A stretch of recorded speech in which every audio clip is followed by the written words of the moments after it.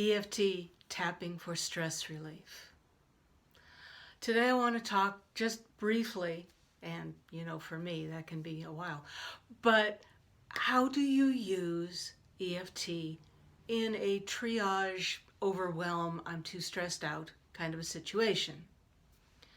If you're like me, your email box is full every day from beginning to end of one crisis after another, and they are all worthy of attention and support. But each one of us really can only manage so much, so many actions in so many categories. So whether it is your inbox or your family or your job, sometimes the stress is coming at you in a rather unrelenting way. How do you manage the stress? Well, aside from my standard recommendation, which is to get to the source of why it's stressing you out, in the moment you can manage stress.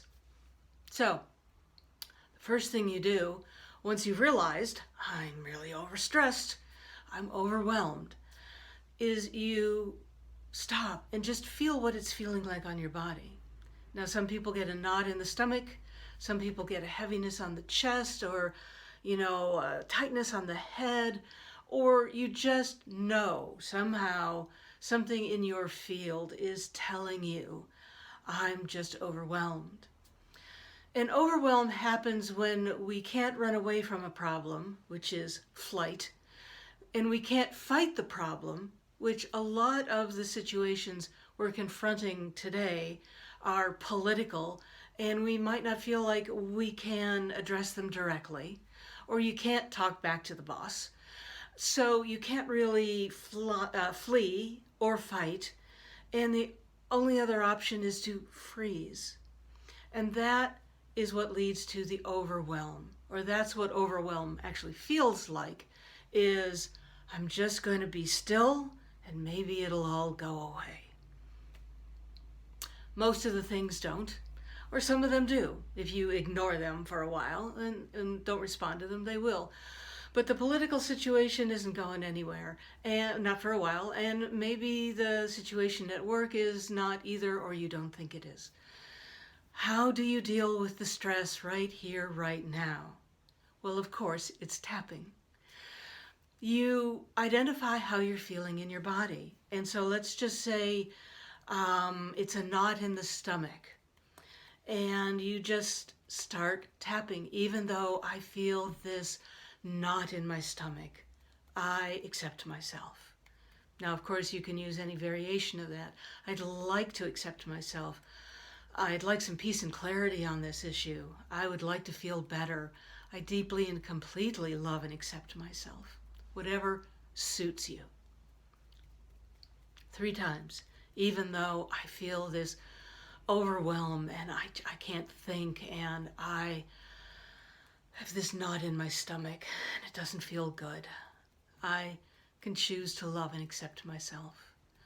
Even though I have this knot in my stomach every time I think about fill in the blank. I love and accept myself. I can do that for myself. And then go through the points. This overwhelm, I'm overwhelmed. This knot in my stomach, rate it. This level 4 knot in my stomach. This level 4 tension. I have this tension. I have this knot in my stomach. It's not me, but I definitely have it. This overwhelming feeling that shows up as a knot in my stomach. Take a couple of reset breaths and then see where you're at. Very often, just stopping for a moment, observing and feeling the feelings, seeing what you have not been wanting to see, is really all it takes.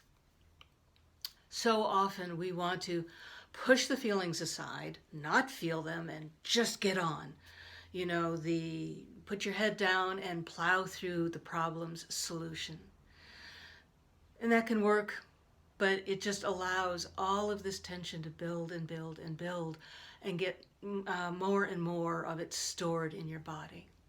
And eventually that comes back as, or can, as a chronic stomach problem. Or if you feel it here, issues here. So when thinking about what's going on in the body, if you think about in terms of the chakras, if there's something here, there's an issue of loving. And if there's a stomach tension, are you consuming life, or is life consuming you? So that's another way that you can look at things. What part of the body is your tensions showing up in, and what chakra, what energy center is active there? They might go together. So just take a moment to feel the feelings, to acknowledge them, send them some love, which is what you're doing when you say, I love and accept myself.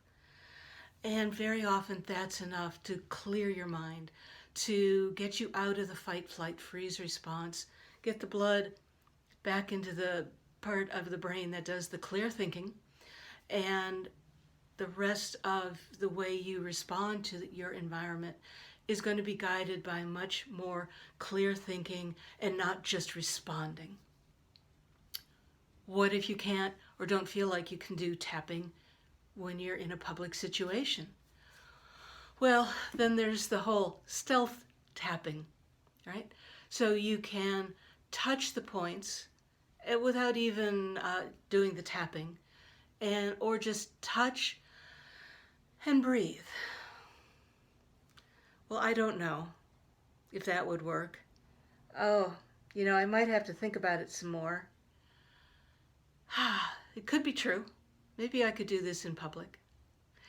These are all points that we use for self-soothing all the time anyway.